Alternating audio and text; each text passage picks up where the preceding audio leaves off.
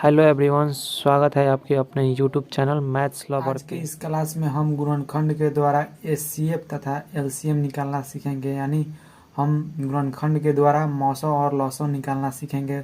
उससे पहले हम अभाज्य संख्या के बारे में कुछ जानकारी प्राप्त कर लेते हैं। तो सबसे पहले अभाज्य संख्या की परिभाषा क्या होती है। तो वैसी संख्या जो स्वयं और एक से विभाज्य हो उसे अभाज्य संख्या कहते हैं। जैसे 2, 3, 5, 7, 11 इत्यादि। और इसकी दूसरी परिभाषा होती है, सबसे आसान और सरल परिभाषा है कि वैसी संख्या जिसका गुणनखंड केवल 2 हो तो वैसी संख्या को अभाज्य संख्या कहते हैं। जैसे कि हम देखते हैं कुछ उदाहरण की सहायता से। एक का गुणनखंड एक होता है जो कि न अभाज्य है न भाज्य है। यानी एक न तो भाज्य की कैटेगरी में आता है और न अभाज्य की कैटेगरी में आता है। 2 का गुणनखंड 1 और 2 होता है, यानी कि यह एक अभाज्य संख्या है। 3 का गुणनखंड 1 और 3 होता है, यानी कि ये भी एक अभाज्य संख्या है। 4 का गुणनखंड 1, 2 और 3 होता है, यानी ये भाज्य संख्या है क्योंकि इसका गुणनखंड 2 नहीं है, 2 से अधिक है, इसलिए यह भाज्य संख्या है। 5 का गुणनखंड 1 और 5 होता है, इसीलिए यह अभाज्य संख्या है। और 6 का गुणनखंड 1, 2 और 3, 6 होता है, इसीलिए यह भाज्य संख्या है क्योंकि इसका गुणनखंड 2 से अधिक है, इसलिए यह भाज्य संख्या होता है। 7 का गुणनखंड 1 और 7 होता है, इसका गुणनखंड 2 है, इसलिए यह एक अभाज्य संख्या है। 8 का गुणनखंड 1, 2, 4 और 8 होता है, इसीलिए यह भाज्य संख्या है क्योंकि इसका गुणनखंड 2 से अधिक है। इसी तरह 9 का होगा और 10 का होगा। उसके बाद हम अभाज्य संख्या के बारे में पढ़ेंगे कि अभाज्य संख्या क्या होती है। तो वैसे दो पूर्णांक ए बी जिनका मौसौ एक हो उसे अभाज्य संख्या कहते हैं। जैसे कि 16 और 9, 15 और 4। अब हम जानेंगे कि अभाज्य संख्या के उदाहरण की सहायता से कि अभाज्य संख्या क्या होती है। तो सबसे पहले हम इसका मौसम निकालते हैं दोनों संख्याओं का। 9 में 16 से, तो 9 एक खाली में जाएगा और 7 शेष बचेगा। उसके बाद 9 उतरेगा, उसके बाद एक बार में जाएगा, 7 2 बचेगा, उसके बाद फिर 7 उतरेगा, 3 बार में जाएगा, 3 दूना 6, 1 बचेगा, फिर 2 उतरेगा और 2 बार में जाएगा, पूरा खत्म। यानी 16 और 9 का मौसम एक आया, इसलिए यह दोनों अभाज्य संख्याएं हैं। तो 16 और 9 का एचसीएफ एक आया, इसलिए यह एक अभाज्य संख्या है। और एक उदाहरण की सहायता से हम इसे समझते हैं। 4 में 15 से, 4 तिया 12, 3 शेष बचा और 4 फिर उतरेगा, एक बार में लगेगा, 1 बचेगा, 3 उतरेगा, 3 बार में 3 कट जाएगा। यानी 15 और 4 का एचसीएफ भी 1 है, यानी 15 और 4 भी एक अभाज्य संख्या है। अब हम गुणनखंड विधि से हम मौसम और लौसम निकालना सीखेंगे। तो सबसे पहले हम दो संख्याओं को लेंगे जो कि निम्नलिखित है। तो सबसे पहले इनका गुणनखंड हम निकालेंगे।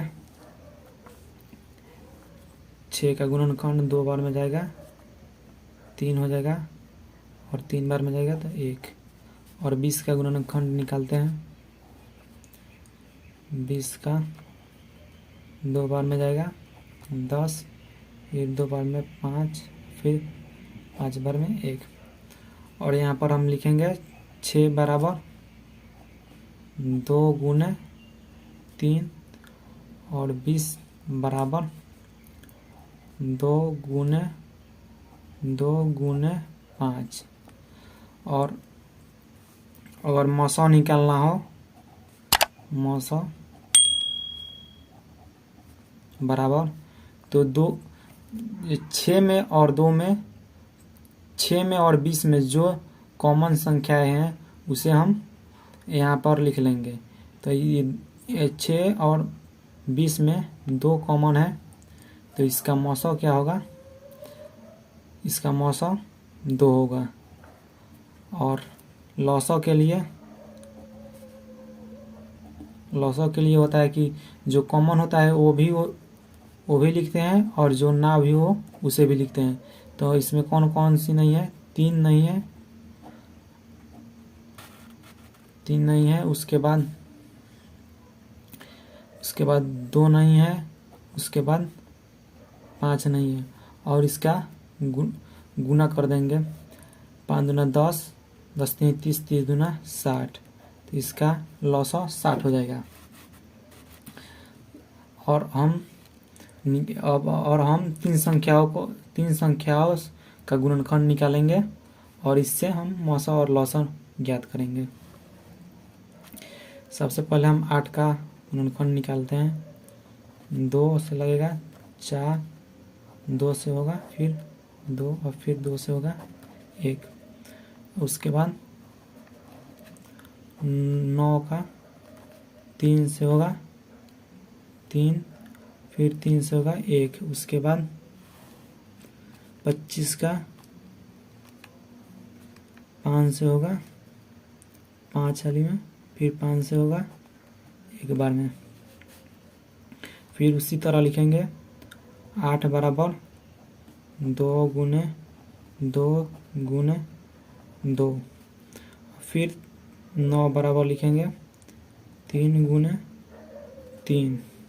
और फिर 25 बराबर लिखेंगे 5 गुने 5। यहाँ पर मौसा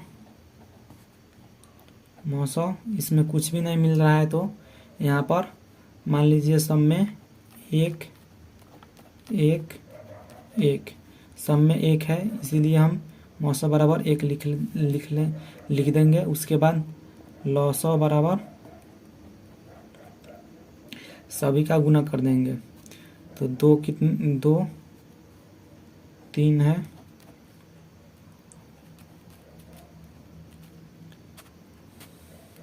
और उसके बाद 3 2 है, और 5 भी 2 है। इसका गुना करेंगे 25 25 3 75 75, और 2 दूना 4 4 दूना 8 8 के 24 24 में 75 से गुना कर देंगे। 5 के 20, और 15 10 7 के 28 38 2 40, और 7 दूना 14 18 1800 हो जाएगा इसका लॉस हो। अब हम जानेंगे कि मौसा और लौसा और संख्याओं के बीच क्या संबंध है। तो यदि कोई दो पूर्णांक a b दिया हो तो उस पूर्णांक के गुणनफल उसके मौसा और लौसा के गुणनफल के बराबर होता है।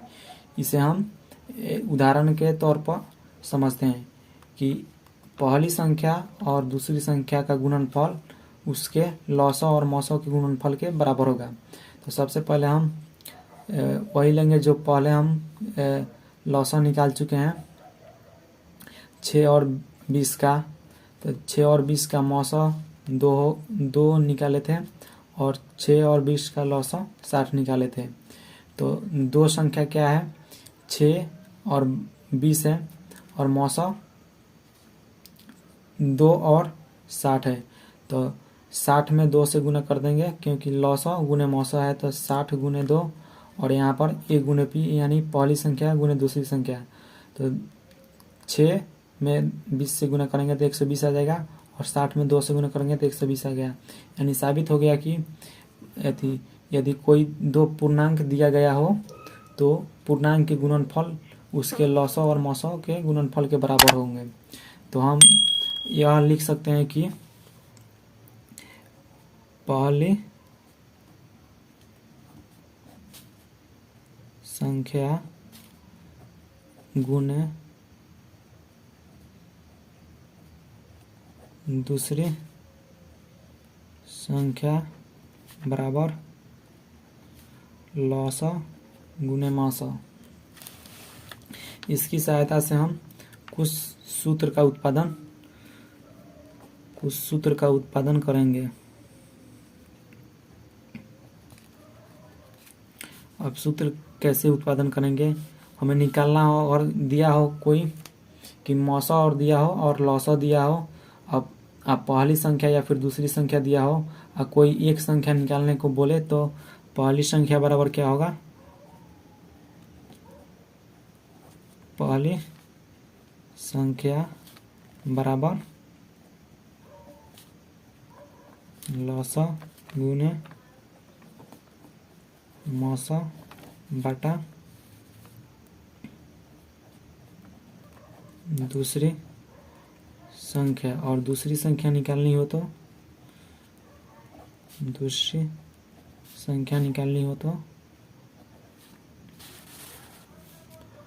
लौसा गुने मौसा बटा पहली संख्या। इस पर एक हम प्रश्न कर देखते हैं। यदि मौसा